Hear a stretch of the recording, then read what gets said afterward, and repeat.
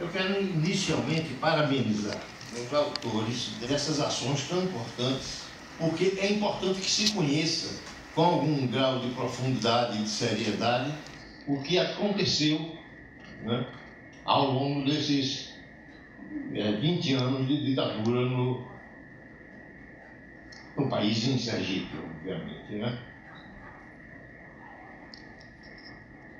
Me preocupou e me preocupa quando ouço pessoas mais jovens e até mais velhas, né, diante dessa crise de ética, dentre outras coisas, que ocorre no Brasil de norte a sul hoje, né, não deixa de ser uma preocupação fundamental que se negocie, que se apresente dados, né, para que as pessoas não, como eu tive o desprazer, né, de ouvir algumas vezes dizer que só os militares resolvem o problema do Brasil. Quer dizer, quando você chega a um ponto desse, depois de ter passado pelo sofrimento resultante das arbitrariedades ocorridas naquele período, há de se ficar preocupado, realmente. E aí que eu parabenizo o governo, porque fez o decreto que possibilitou isso, e o grupo que tive a oportunidade de conhecer, que vem com muito carinho e buscando, né, levar a efeito esta encomenda, que na realidade não é revanche, não é nada disso. O que eu acho mais interessante nesse projeto, né, é que ele visa, né, fundamentalmente esclarecer, né, para evitar que não ocorra nunca mais aquele período de ele ou semelhantes, né? Esse é realmente o ponto alto, né, dessa iniciativa governamental, e a sorte de ter encontrado pessoas que vestiram a camisa dessas ações.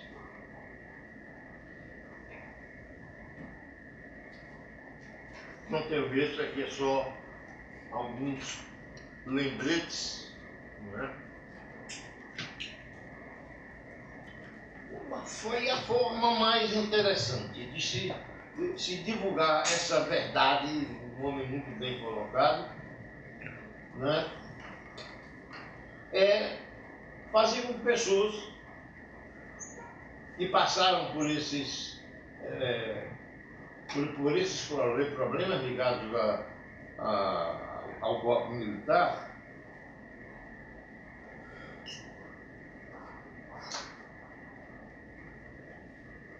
passem a conhecer melhor esse problema, né, para que se possa encontrar soluções ou discutir, né, para encontrar melhores caminhos. Então, eu acho que é um objetivo muito nobre, que não se prende ao depoimento de um nem de dois, mas de um conjunto, né?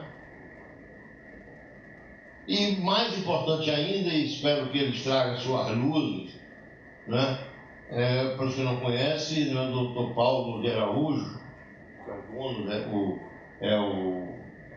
homenageado aqui com o nome dessa sala, o Paulo Barbosa, né, de Araújo, uma das pessoas mais interessantes e mais sérias e éticas, né, das que eu conheci ao longo de muitas décadas de vida. Tive a honra de ser amigo do Paulo Barbosa e fico muito satisfeito quando vejo que prestaram essa homenagem, né, ao jornalista Paulo, jornalista e economista, né? Muito bem. Dentro dessa ótica, né, como fazer para tentar, de uma maneira não cansativa, procurar correlacionar fatos concretos que aconteceram. E o fato concreto, talvez evite ou reduza, o desconforto dessas pessoas que, por não conhecerem, ficam a dizer o que não deve, ou que não deve do ponto de vista nosso, mas não é o nosso ponto de vista, mas que a gente possa convencê-los. E eu fiz uma seleção de alguns pontos que minha vivência demonstraram ao longo desse período. E aí eu vejo exemplos que devem ser seguidos. Por exemplo, o posicionamento de um homem da estatura de João Cardoso, do Nascimento Júnior, já citado aqui pelo meu amigo particular Zé Neto,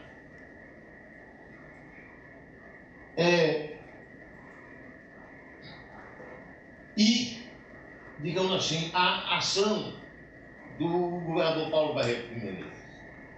Para os que não sabem, o Newton Pedro, pernambucano, ele foi, era cabo ou alguma coisa desse tipo lá em Pernambuco, e economista, inteligentíssimo, trabalhava no Condesa, e de repente uma mera carta, não é um ofício, não é um processo. Como ele tinha sido militar e expulso embora já tivesse alguns anos que aquilo acontecesse, o grupamento militar, o SNI, para ser mais exato, mandou cartas para o governo, sem base, sem coisa nenhuma, simplesmente dizendo, isso e esse dado estão disponíveis, não é nenhum problema. E o governador não reagiu.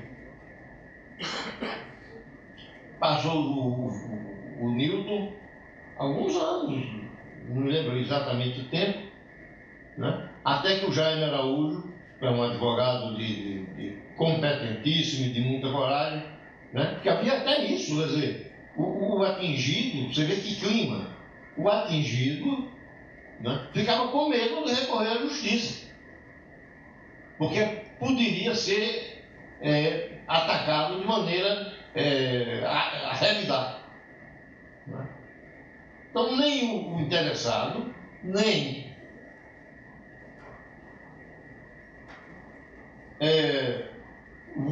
a maioria dos advogados assumiam o cargo dele. Até que o Jaime Araújo, já falecido, e o Newton foi reconduzido por ordem judicial, mas depois do sofrimento de muita coisa que aconteceu.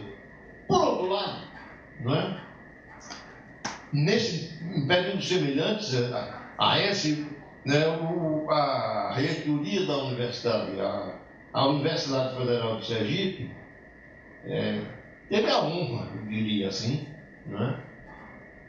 como eu tive, só de poder conversar com ele, com um problema semelhante ou um pouco pior. Qual era o problema a ser levantado? Existiam dois ofícios do próprio comandante Abdon Senna, e eu tive acesso a esses, senão não estaria falando com vocês, numa comissão da verdade, não se pode mentir, Eu diria que não se deve, inclusive, omitir, e eu estou começando a nossa conversa já citando fatos concretos e citando, quando possível, nomes. Então, o que é que eu vi dos dois, as duas cartas? Tive acesso porque nos 18, que era determinada a expulsão, um deles era eu. E o que é que a gente percebeu? O João, o reitor, ao invés de entregar os pontos, começou a negociar e a buscar uma maneira de contemporaneizar, e é que vem a genialidade, a vontade de acertar e a genialidade do nosso reitor. Não sei como ele negociou daqui para frente, mas ele possibilitou que um sem número de estudantes que estavam ameaçados de expulsão, já não a partir de cartas da SNI, mas da própria 6ª Região Militar. E teve o nosso reitor a criatividade, em primeiro lugar, e a coragem de enfrentar, né? Não como herói, porque esse de herói não existe, né? Mas teve a categoria também de negociar. E o que é que acontece? Ele ofereceu aos militares a cassação dos direitos políticos dos estudantes. Isso ninguém viu em lugar nenhum do Brasil. E o que é pior, conseguiu que isso valesse. Então, pelo menos 18, não ficaria em 18, essa era a primeira leva, né? E nenhum dessas pessoas, né, deixaram de concluir o seu curso. Comportamentos bem diferentes no caso do Newton Pedro e no caso das pessoas né, ligadas a esses processos aí, né? De modo que o meu antecessor, o Zé Alves, se refere com muito respeito ao Dr. João, e eu acredito em que tudo que você falou é a pura verdade. Sergipe tem tido a sorte de encontrar alguns homens de maior nível.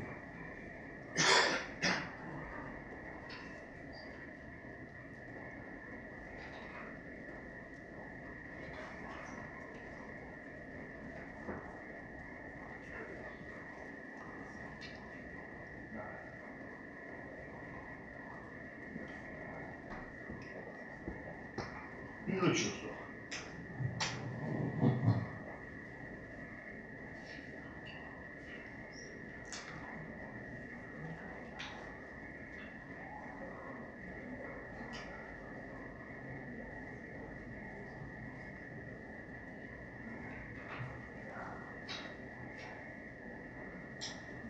Eu devo dizer que nessa operação comandada pelo nosso reitor, eu falei que ninguém queria ser prejudicado, né?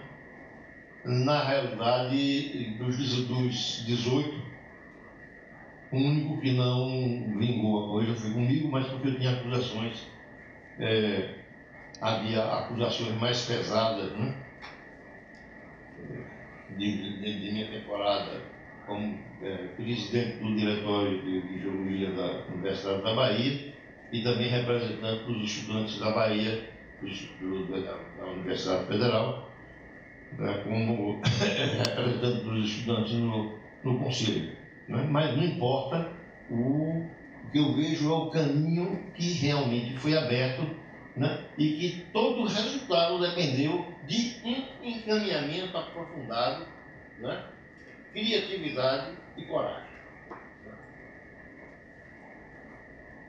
Continuando a citar alguns pontos interessantes dessa coisa, houve também, né, logo após 64, porque antes disso havia uma efervescência, né, a nível de nacionalistas, enfim, o tempo estava quente. E quem esteve na universidade nesse período, ou em outros locais, mas principalmente na universidade, no caso de geologia foi um exemplo desse tipo de problema, e aí aparece também como se fazer evadir essas pessoas que a gente sabia que se pegasse morriam. Isso coube, na realidade, aos diretórios envolvidos de engenharia, de geologia, etc. E havia, então, um processo tinha que se esconder essas pessoas, porque a Gana tinha tido um passado brilhante nas passeatas, na defesa de ideias, etc. E foi muito importante também, então, esse fato. No caso da Escola de Geologia, o Natal Mendes, que se pegassem iam quebrar a cabeça dele, né? Ele foi escondido, ele se escondeu durante 15 dias até 15 a 20 dias até conseguir sair de Salvador, no apartamento de uma professora, né? Tereza Cardoso da Silva, que por acaso é minha tia, né? E uma pessoa rara, corajosa, e que a gente tem que fazer luz a esse tipo de gente. Porque ela estava colocando o pós-doutor dela sendo rifado, porque se alguém tivesse lembrado da casa dela, né, provavelmente o prejuízo seria bem maior.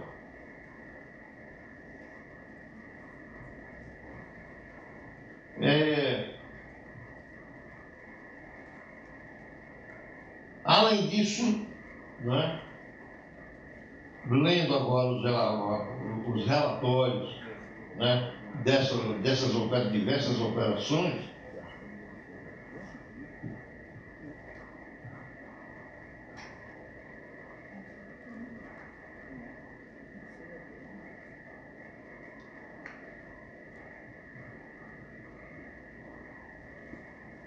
sim. Por exemplo, o episódio, eu não entendo muito bem o que é que o que incomodava mais os militares. Mas, em 66, né, a grande esperança de poder haver um discurso era na área de geologia. Porque o pessoal era meio afoito, digamos assim.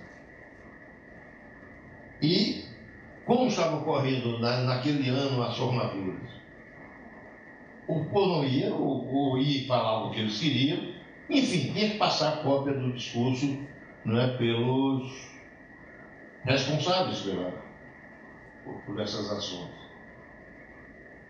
E, de repente, alguns mais conseguiam colocar esse paradrapo na boca e tá denunciando o que está. Mas, no diretório de geologia, se resolveu enfrentar o problema. E a reitoria cheia, polícia em tudo que era lado, é muito fácil você conhecer policial, não precisa estar de fardo, e montou-se na geologia, né, a seguinte estratégia. Né? Era fazer uma espécie de dois discursos, um curto, que pudesse ser feito de improviso, e o outro que traria um maior número de informações. Isso foi feito como? O orador da turma tinha que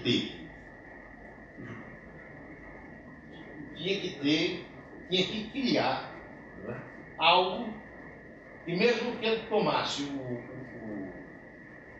o discurso original, mas já teria sido dito pelo menos uma parte que se pretendia. Então o orador da turma começou,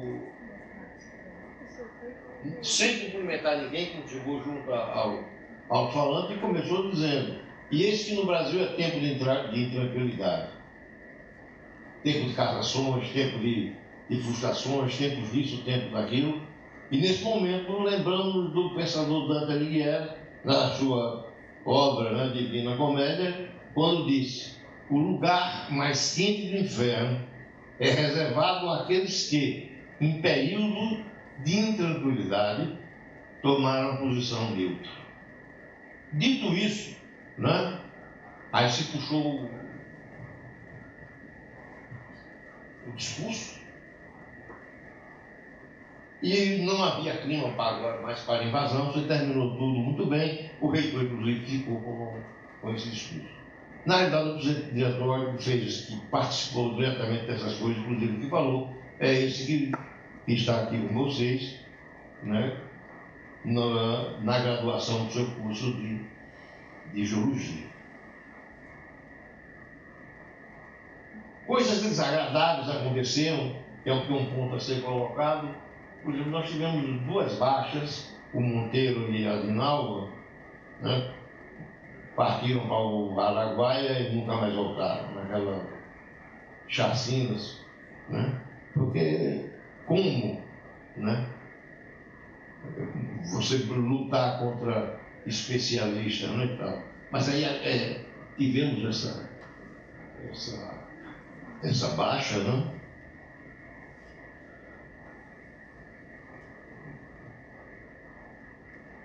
Mas eles acreditavam no que estavam fazendo.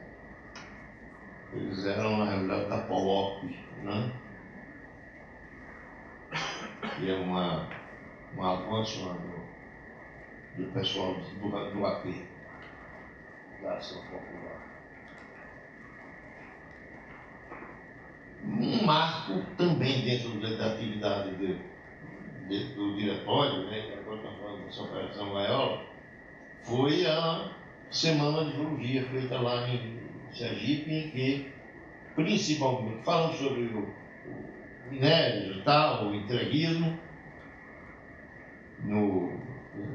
digamos assim, nesse assunto, né? Tinha um panfleto explicando tudo aquilo e não falando só de minério, mas colocando problemas de direitos humanos, etc. E isso irritou profundamente os militares, principalmente o João Barbosa, que eu não sei se você, o major, na época, major, né? O Barbosa, que era secretário de Segurança Pública em Sergipe, que já me conhecia de minhas andanças pela Bahia, onde eu mais, digamos assim, atuei, né? Muito bem, então, essas são atividades pontuais, né? Que eu espero que mostre, quem não teve a chance de ouvir essas coisas, né? Que não é buscando retorno de ditadura, que você vai resolver os problemas nacionais. Isso efetivamente tem me preocupado quando eu vejo pessoas que, provavelmente até por ignorância, né, mas é realmente triste a gente ver esses acontecimentos aí.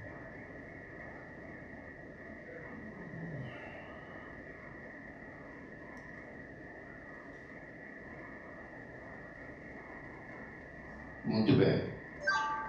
Na realidade, esses eram os pontos mais...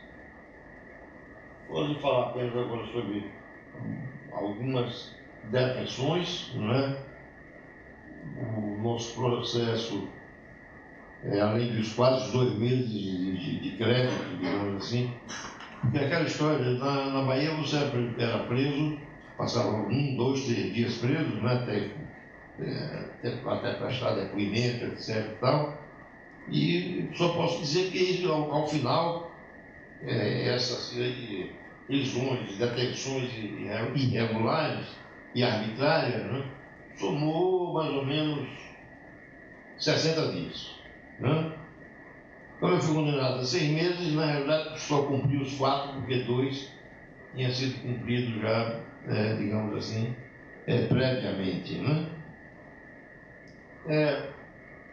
Tem uma detenção interessante, foi no advento do AI-5, né, 13 de dezembro de 68, né, em que, na realidade, nós resolvemos pegar uma carona, né, num ônibus de serviço social, que só tem meninas, mulheres, né?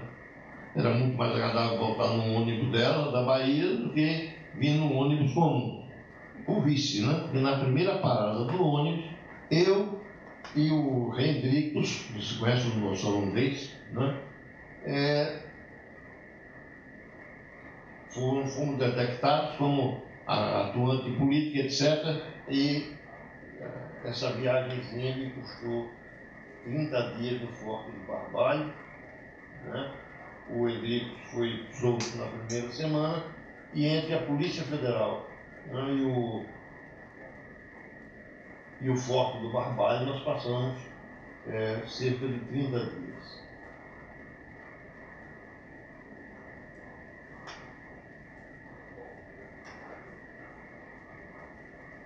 Um outro problema que deu muito a falar nessa época foi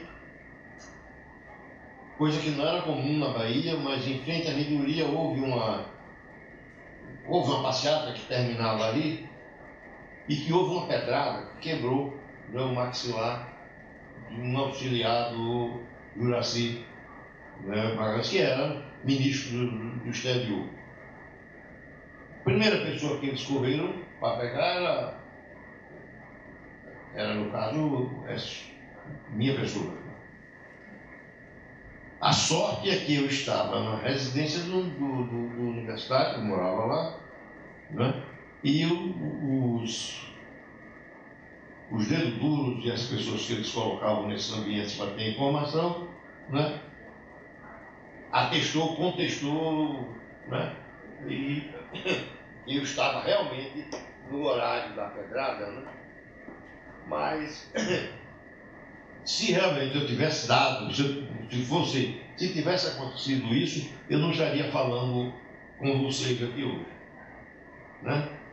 Porque se não se poupavam palavras contra os golpistas, né? Imagine uma pedrada, uma figura de proa desse pessoal.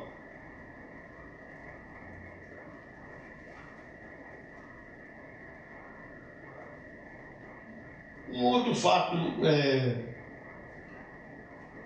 que merece ser citado foi algo absolutamente diferente.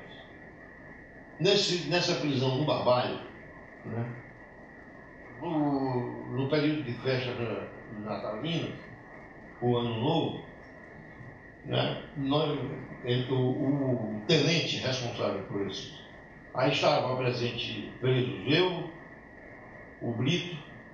Quem não conhece o Brito é o esposo de Vetúria, filha de Leite Neto. E mais um deputado federal que eu não me recordo agora o nome. O cidadão mandou chamar 3 sargentos, sei lá, com metralhadoras, né? E ficaram na porta. Quem gostava de rezar já começou a rezar, né? Porque não é fácil enfrentar um negócio desse. Só que o cara queria outra coisa, ele também não estava satisfeito de não estar passando o Natal. Então o que é que ele fez? Chamou as pessoas, disse: um desses botar o pé na porta é para atirar para matar. Aí depois se virou para a gente e disse: não, agora vamos sentar e beber. Aquelas garrafas de vinho vagabundo, mas de cerca de 5 litros, que caíram, né, diante do estresse, da coisa toda. Foi muito interessante. Mas o medo, né, de que ele fosse fazer alguma coisa no que diz respeito à violência, né? E para não cansá-los mais, né, como vocês estão vendo,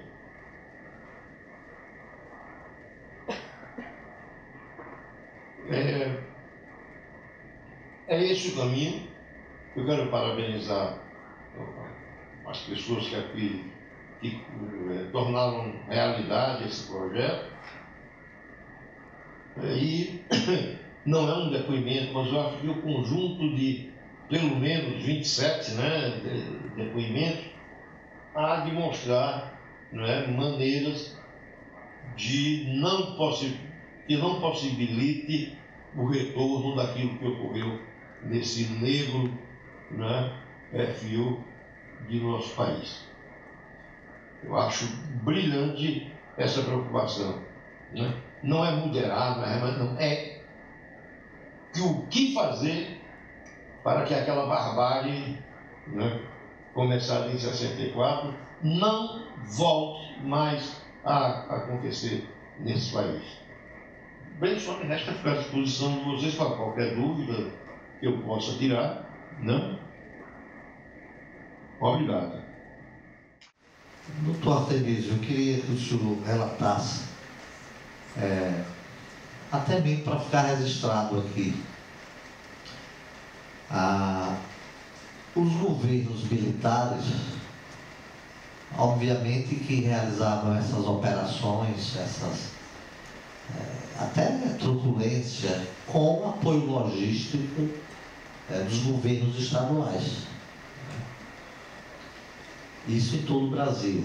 Você não vai desencadear uma operação Gaiola, que foi em vários estados, nem uma operação Cajueiro, sem um apoio logístico nos estados. Aqui em Sergipe, obviamente que tinha representação do Exército, né? Os comandantes que vinham de outros estados, mas que moravam aqui, mas também tiveram o apoio logístico, principalmente da Polícia Militar e da Secretaria de Segurança Pública. Em Sergipe, eu queria que o senhor nominasse e citasse a época, toda essa turbulência que o senhor sofreu e que outros sofreram. Queria que o senhor delimitasse aí, se lembrasse de alguns nomes e o ano, os governos e as autoridades locais. Nós temos referências aqui do reitor que sempre estava do lado de vocês, mesmo sendo às vezes até coagido. Então, como nós tivemos pessoas que colaboraram com vocês, tiveram pessoas que colaboraram para o outro lado também. E era bom que ficasse citado para o registro da história, né? O lado positivo disso aí, o único que eu vejo assim, não é o único, tem mais outro, né, do João, né, do João Cardoso, do nosso reitor. Você teve na época aqui pelo lado do mal, né, um cidadão militar, major, à época, né, que é o João Barbosa. Todo aquele movimento de trazer para Sergipe essa semana de geologia, que não era só semana de geologia, na realidade ninguém é tão boboca, mas aquilo que se faz mesmo, né? Ele expulsou, vieram 8 representantes da Bahia para dar suporte, né? E ele deu 24 horas para o pessoal se retirar de Aracaju, o que aconteceu, né? E abriu processos, né? E isso, digamos, era 70, né? Eu fui obrigado a deixar o curso de economia, eu já tinha profissão, né? Mas, na realidade, foi influência direta do João, não só comigo, com várias pessoas. Na minha estou falando porque fica mais fácil, eu estou falando de mim mesmo, né? Porque tem pessoas que não têm o menor interesse em ser citado ou até em vir, né, falar aqui. Então, veja bem, talvez o Neto ali possa nos ajudar, porque o que eu tive uma ligação mais direta em Sergipe, né, foi o João Barbosa e o SNI de uma maneira geral, né? Não foi à toa que o Newton foi preso, né? Quem prendeu não foi. Quem expulsou da universidade, né, não foi como se puxou a dizer, o SNI sozinho. O SNI não tinha força para isso, né? Mas forçou, né, o governo, nitidamente. Quem era o governo? Paulo Barreto. Na época do Newton, né, desse fato que eu estou tratando. Tem um problema que eu não falei, porque não queria cansar vocês, mas é importante, talvez, pelo que acontece nesse regime de exceção, é o caso do Chico Varela, né? Ele saiu daqui meia-noite dentro da mala de um carro, porque se pegasse um Chico realmente a coisa ia ser brava, né? E ele saiu na mala de um carro. Agora veja ele levado por quê? Por Lauro Menezes, um homem que não tem nada a ver com político. Era o dono da Bonfim, o ex-dono da Bonfim. Essa primeira etapa, né, da fuga de Chico se deve a coragem, né? Não é só o nosso reitor, não, tem, se analisar direitinho, tem muita gente de bom nível. Então, saiu o velho Chico com o Lauro Menezes e ele chegou ao Rio de Janeiro. Resolveu o problema? Não, porque, embora essas coisas tenham ocorrido em 64, 66, né? Mas os militares já tinham uma organização razoável, porque era muito rápida a comunicação, né, dos envolvidos em subversão, como eles chamavam, né? Aí é que veio o problema. Chico, muito inteligente, passava em tudo, ele era engenheiro químico, passava em tudo que era concurso que fazia. Na hora de assumir, vinha a negação do SNI.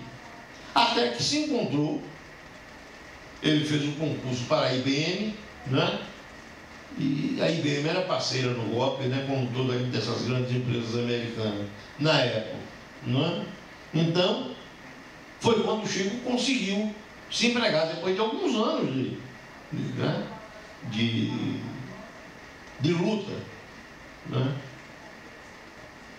Se não fosse coisas que a gente denunciava no tal panfleto, que se um dos donos do país, estamos nos referindo à indústria americana, não tivesse assumido, acontece o seguinte: para a IBM ela quer capacidade, né? É uma empresa que de pouco valeu o encaminhamento de restrições do SNI, né? Porque aí a coisa funcionou mesmo.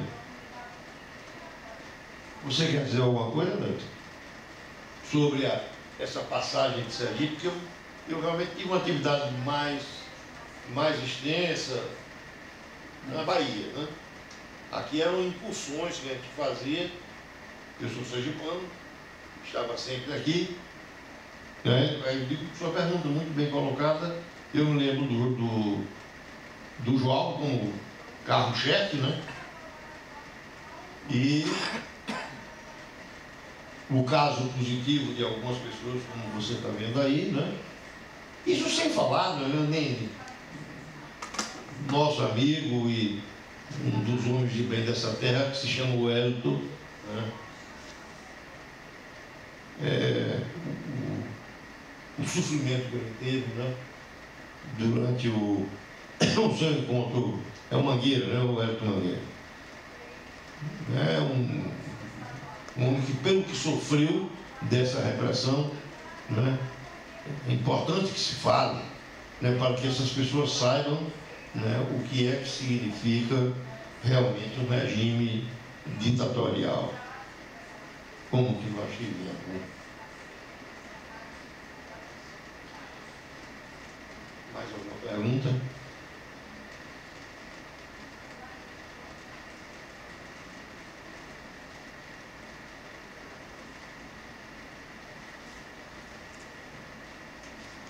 Me parece que as informações que vocês queriam foram postas, né? Só nos resta convidar a nossa Andréa para encerrar a sessão.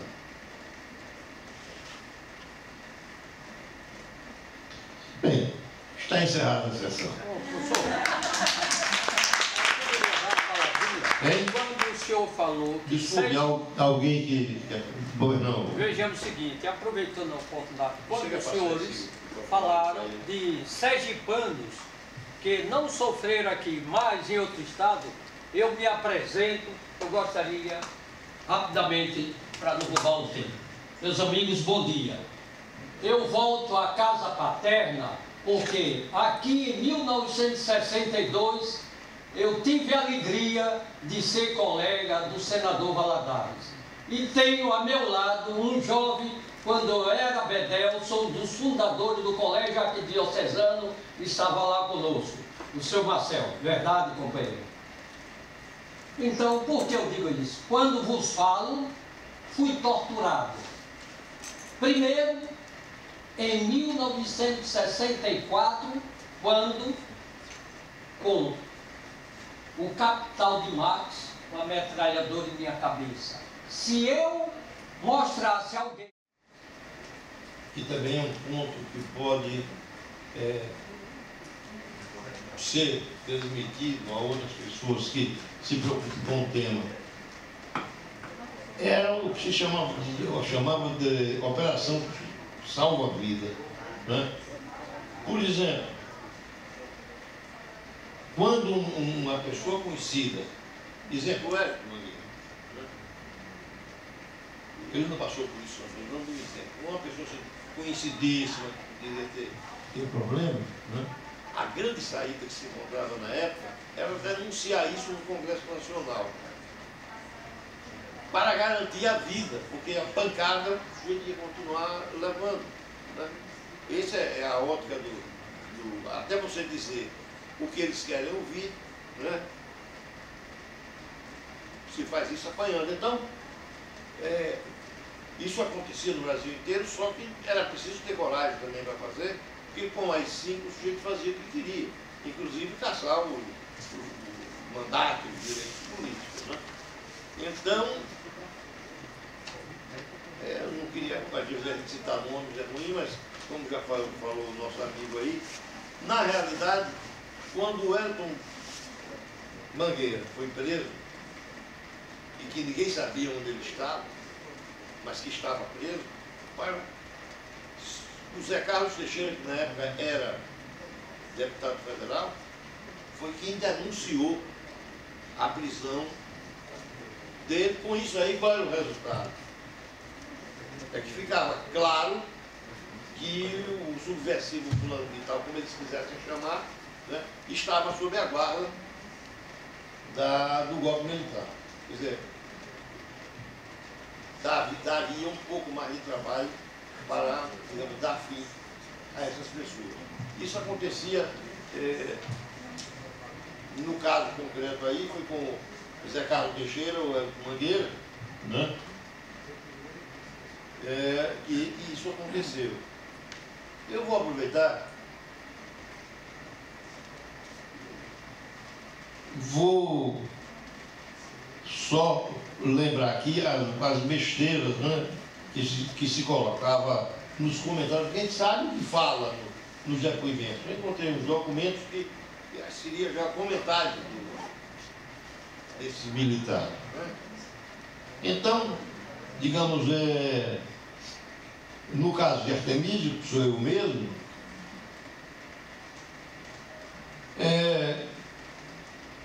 Escola de Geologia da Universidade Federal da Bahia, a razão dessa eleição quando foi eleito o diretório.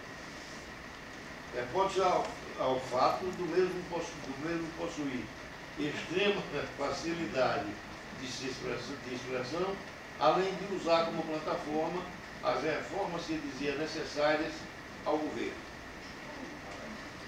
Microfone. Desculpe. Na geologia passar ao